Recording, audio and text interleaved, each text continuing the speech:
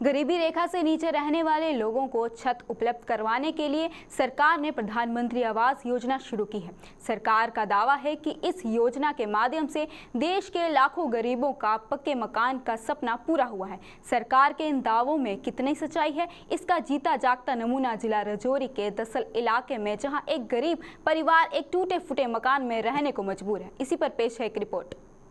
मरकजी सरकार की तरफ से गरीब आवाम के लिए कई स्कीमों के ऐलान जरूर किए जाते हैं, मगर वो जमीनी सतह पर दूर दूर तक कहीं नजर नहीं आती। हालांकि कई इलाके ऐसे हैं जहां स्कीम को जरूर चलाया होगा, मगर जहां जरूरतमंद लोग हैं उन तक ये स्कीम बहुत मुश्किल से पहुंचती है या तो पहुंचती नहीं है। उसकी मिसाल हम आपको देते हैं राजौरी से सिर्फ 2 किलोमीटर बाहर दसल इलाके की, जहाँ इस घर के अंदर मैं खड़ा हूँ। आप इस घर की हालत देख सकते हैं, जिसका छत नहीं है और इसकी घर के अंदर 8 लोग रहते हैं, जिसमें 2 लड़कियां भी शामिल हैं जो एक 10वीं जमात की और एक 12वीं जमात की स्टूडेंट भी है। इनके वालिद हैं, इनके भाई हैं जो रहते हैं। इस घर की हालत में आपको दिखा सकता हूं, मगर सरकार की तरफ से क्या इनको सहूलियत देगी वो भी आपको बताऊंगा, क्योंकि इनके घर के बाहर के भी हालत में आपको दिखाऊंगा। घर कब गिर जाए इनके ऊपर ये भी कहना गलत नहीं होगा, क्योंकि घर पूरी तरह ऑलमोस्ट अब गिर चुका है। सिर्फ इन लकड़ियों के सहारे इसकी छत को बचाया गया है और सरकार की तरफ से इनको कोई सहूलियत नहीं दी।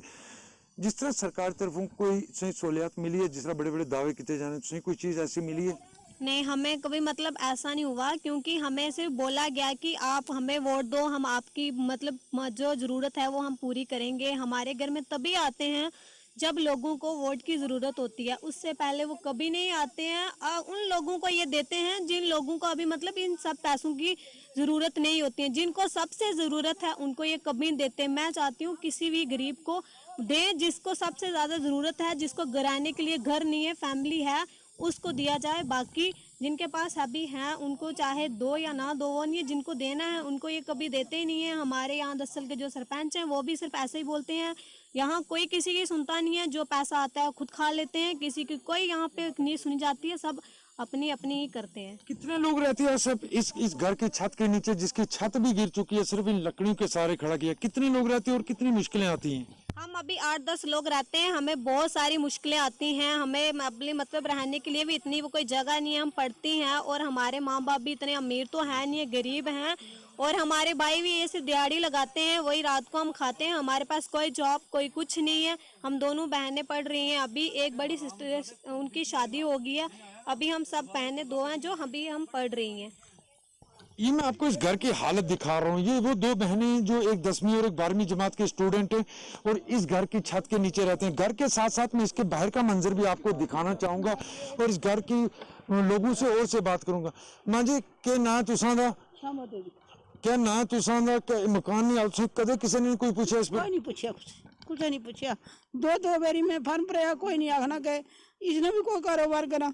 बच्चे नहीं कहते त्यार लगनी है, को तो लगनी नहीं। मैं क्या कराया था मेरा पैसा तो मैं लाई जरा कुड़ी मारी है जाली है ये देख लो। मैं क्या कर सकनी है अब जिले जिले सरपंच सुने चने कुछ मैं 2 बारी नहीं जिताया। 80 वोट पाओ जी, 80 वोट पाओ। मैं सुधा किया फिंडू आख्या मैं सरपंच कुछ करो। हाँ किया ना, हाँ कल परसों कुछ आए लोगों ने मिली भी किया था। मैं उत्थे नहीं उत्थे ही बैठी। हाँ जी, कितना लोग रहने तो मकान? ये तो लड़की ने बताया ना, देखो कने 8 बंदे रहने हैं पीछे। ऊपर निकी जी रसोई है, मैं क्या करा? जिस मकान में छत भी टटी नहीं है, बारिश क्या करने? क्या करने ये तरपाल सटी गुजारा करने हैं।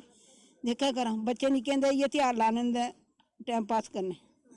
हर चीज कीमती पूरी है। बच्चियां 2 पढ़नियां, बच्चे बेचारे दे त्योहार लाने दे सलानी ब्रिज रहना सा तो होटल बंद हुई है। मैं क्या करी सकनी है, दसो तुस।